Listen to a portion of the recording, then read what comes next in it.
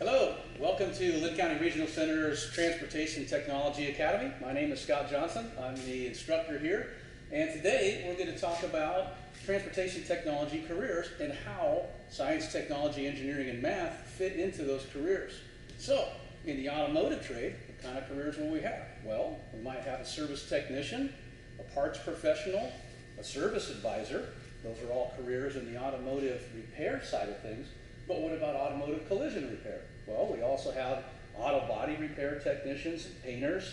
We have estimators, people that work in the collision repair and restoration industry. So those are some careers that we have that we teach here at the Automotive Academy here at Linn County Regional Center. So how does science, technology, engineering, and math fit into those trades? It's everywhere. It's in everything that we do. So we really need to embrace some of this technology.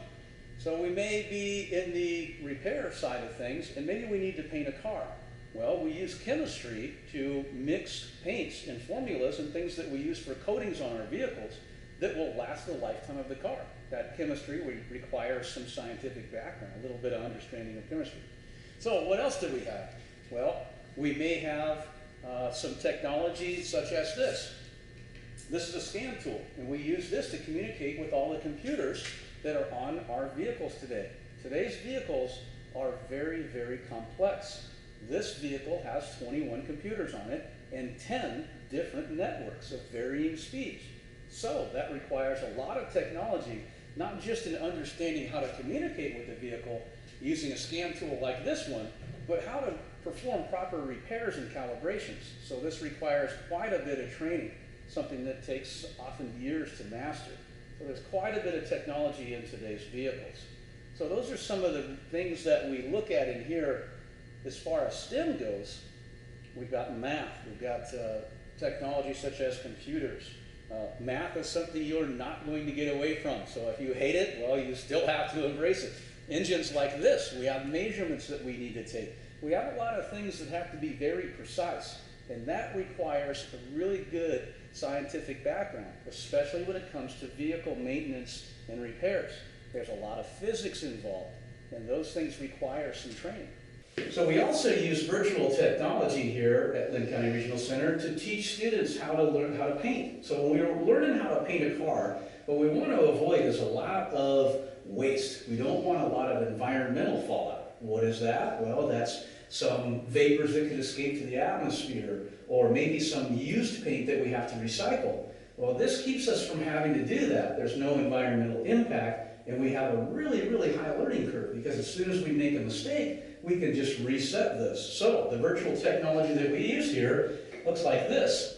Here's a standard automotive spray gun. This is what we use for spraying coatings on cars. And this works just like a real spray gun, just through virtual technology. And here's what it looks like. So when we go to put this thing together, we've got an aimer here that tells us what distance we should be at. As the dots come apart, we're too far away or too close. And as those dots come together, that's right about where we want to be. So when we operate the spray gun, it looks like this. Okay? If we move too fast, then we may have a coating that looks like that. If we move too slow, then we may get this. Oh no, the paint ran just like it would on, well, if we were painting a car door, it wouldn't be this rusty, but notice right away we're learning what to do, and we're going to adjust our technique so that we can do this correctly. So if we score this, here's what this will look like. Green was what we like. We painted this top part, it came out green. That's the right distance and the right travel speed. But if we go too fast, then we get this blue in here. And if we go too slow, it'll turn red, and then eventually it'll turn black, and it'll just run down the screen. So this is the type of virtual technology that we like to use here to teach students muscle memory before we actually mix up paint, so that we're not wasting money on paint that we maybe can't use, and we don't want to have any environmental fallout. So this really, really helps. And students are learning very quickly, because if we make a mistake like this, all we have to do is reset it, and then we can try it again. So here's an activity you can do at home with your parents. We're just going to do a walk around on this vehicle You don't need any special tools. We're going to check the lights, and we're going to check the overall exterior condition of the vehicle, including things like wiper inserts and tire pressure. And then we're going to check the oil level and make sure that the oil level is full. In the automotive trade, we use an inspection sheet kind of like this. It's got a green, a yellow, and a red section for things that we may find wrong with the car. There are a lot of things that we need to consider when it comes to safety of a vehicle. Things like headlights and brake lights and turn signals and even license plate lights are really important safety features that are on these vehicles. Things like wiper inserts. We want to make sure that our wipers will clear the windshield off if we're caught in a storm. So we're going to go around and do a little check, and you can do this at home with your parents. And I'm going to show you how we do this in the shop. So if I'm all by myself, I'm going to use a brake pedal depressor here to push the brake pedal down for me while I walk around the car. Now, this is a two-person job if you're doing this at home. Mom and Dad need to be in the vehicle so that they can operate the lights while you walk around and make sure that they work. I'll show you what that looks like. So first thing I'm going to do is turn the headlights on. Now, when the headlights are on, I want to make sure that the high beams and the low beams work. I'm going to flip those back and forth. Okay, then I'm going to get in the car, and this is the important part, Mom and or Dad. You want to make sure that you have the parking brake set. Your foot is on the brake, the engine is not running, but the key is in the on position. We're going to check the reverse lights, the brake lights, the turn signals, the headlights, and the license plate lights in one move, okay?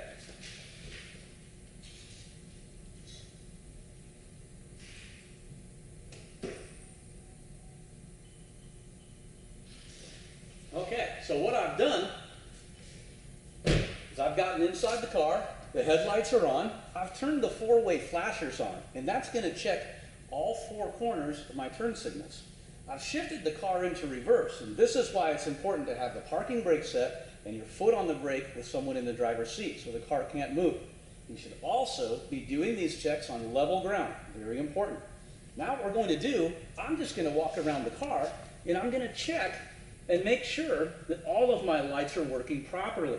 Notice I have a turn signal, a headlight, a marker light here. I'm going to continue my walk around the vehicle, and as I'm standing in the back of the vehicle, I want to make sure that my brake lights are all working, my turn signals are working, my reverse lights are on, and the license plate lights are working. Those are important safety features on the vehicle. So as I continue my walk around the vehicle, notice I have marker light turn signals on the mirrors. I want to make sure that those work. I'm going to come around to the front of the car and make sure that those lights work. If you have fog lights, we want to turn fog lights on and make sure that those work. It's a really good check you can do just for safety on all your lights. Another thing that you want to check that's really easy to do in your driveway are your wiper blades. Do they clear the windshield properly? If it's going to rain or snow, and now it's snowing, we want to make sure that it's safe and you have a good, clear view. All right, so what we'll do is we're going to get inside the car and we're going to operate the washers. Never try to do this with the windshield dry. You can scratch the windshield. So always operate the washers when you're operating your wipers to make sure that they clear properly. Let's take a look.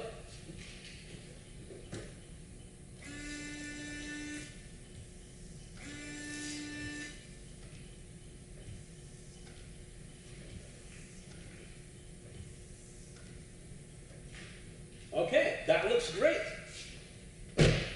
Great pattern here.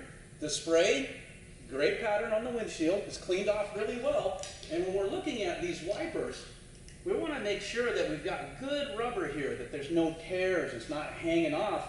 And if we had bad wipers, we would probably see some really weird streaks on the windshield. That would tell us that it's time to replace our wipers. And these are very easy to install. Another thing that we want to check, maybe every tank of gas or two, or before you go on a long trip, is to make sure that the engine's full of oil and you have proper tire pressure. Super important. So let's do that. We're going to open the hood. Again, make sure that you're on level ground here. This is the dipstick, and a lot of cars have a color-coordinated dipstick. Usually, they're going to be yellow or orange. Okay? You're going to want a shop towel or a paper towel, anything you can use to wipe off that dipstick. Okay? So now, we're on level ground, the engine is off, and the engine's been off for a little while, so all the oil can drain down into the bottom, okay, down into the oil pan. We're going to take the dipstick out and wipe it off. We're not going to read it yet. We're just going to wipe the oil off of it. Then we're going to reinstall it all the way and pull it back out. Then we're going to want to read the level of the oil on the stick. There may be a L, F, a low and full, a checkered mark, a couple of dots. We want to make sure that the level of that oil is either at the F or the top dot or inside the checkered marking on the stick. If the oil level is low, if it is at the bottom notch or the L mark or at the bottom of the checkered, that means that it's 1 quart low on oil. Halfway up is half a quart low. Full is just that, it's full. So we've checked this level, and it happened to be right at the full mark or the top of the checkered area, so we're good to go. Now we know that the oil is full. Not only do we want to make sure that the oil is full, but we want the oil to be clean. So if the oil was really black, it's time to change it. All right, so now we've done that, let's check something else that's really important. We want to check tire pressure. So when we're driving down the road, if our tire pressure is really low, it can be very dangerous and cause the vehicle to not handle very well. If there's too much air pressure in the tires, the tire could pop. And if the tire deflates or pops, we could lose control of the vehicle. So we really want to make sure we're watching tire pressure. Late model vehicles have a built-in tire pressure sensor that will tell us when we start the car what the tire pressure is on each tire. Well, if a warning light comes on, we want to know if we have a low tire, and many vehicles will tell us which tire is low. So if you need to fill the tire up, you can go to a gas station. Generally, they've got a pump there. Unless you have a compressor in your garage, you may have to do so. But it's really important to make sure that we watch these tire pressures. If your low tire warning light's coming on often, or the same tire keeps leaking down, then you really need to fix that. Older vehicles don't have a tire pressure monitor. You are the tire pressure monitor. So it's important that you inspect these. I recommend that you get a tire pressure gauge that has a digital readout, and it's really nice to have one that has a backlight. To check tire pressure, we're just going to unscrew this cap, and we're going to install the gauge until we get a reading. This tire has 32 psi in it. How do we know that that's the correct amount? Where would we find that information? Well, late model vehicles have a sticker. Inside of the driver's door, right by the driver's seat, you're going to find what's called a tire placard. And that tire placard or sticker will tell us what the front, rear, and spare tire pressures should be. So that's going to tell us where we need to inflate the tire to. So if the tire was low, we could go to a gas station and go up to the tire pump. Right? We'll see something like this. It'll be an air hose with something on it. We could use that to fill the tire up with, or if you have a compressor at home, that's fantastic. Or you can take your vehicle to a service center and have the tire pressures inflated and checked correctly there. That's a really important thing to do, especially if you plan on going on a long trip. Another good thing to do, but this is a little trickier, is to check the tire wear. We want to make sure that we have good tire tread. That's something that, if you're not real familiar with tires, it's something that you could leave to a professional. But these are things that you can do in your driveway with mom and dad, and you don't really need any special tools. If you want to check tire pressure, you do want to get a tire pressure gauge and buy a decent one.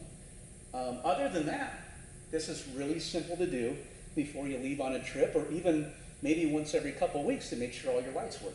So, let's think of a question here. How about you do your vehicle inspection and you find that one of your lights is out?